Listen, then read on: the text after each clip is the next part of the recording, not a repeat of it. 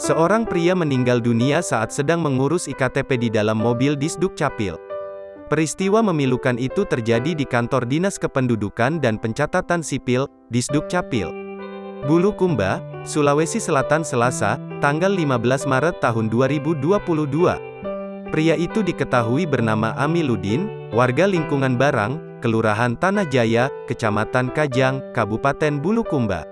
Ada kisah pilu di balik meninggalnya Amiluddin saat dirinya sedang foto untuk perekaman data iktp miliknya. Saat datang mengurus iktp, Amiluddin memang sudah dalam kondisi lemas. Namun dia harus melakukan hal itu karena untuk mengurus BPJS Kesehatan. Amiluddin membutuhkan BPJS Kesehatan yang akan digunakan untuk operasi. Amiluddin diketahui memiliki riwayat penyakit. Sang ipar, Suryaningsih menjelaskan, bahwa Amiluddin memang telah dirawat di RSUD Sultan dengan Raja Bulukumba. Olehnya itu, ia melakukan pengurusan iktp agar dapat mendaftarkan Amiluddin sebagai peserta BPJS Kesehatan. Ada cairan di ususnya, sehingga harus dioperasi.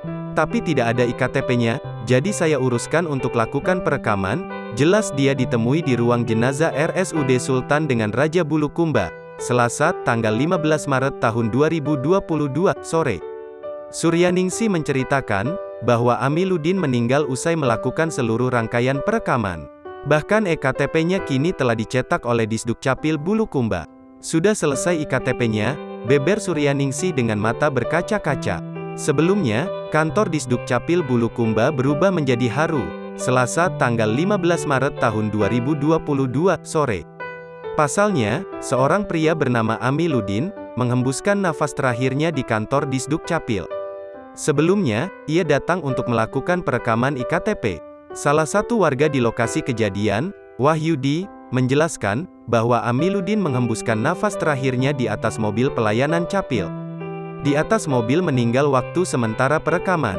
Waktu datang di Capil memang agak lesu kelihatannya, kata Akbar.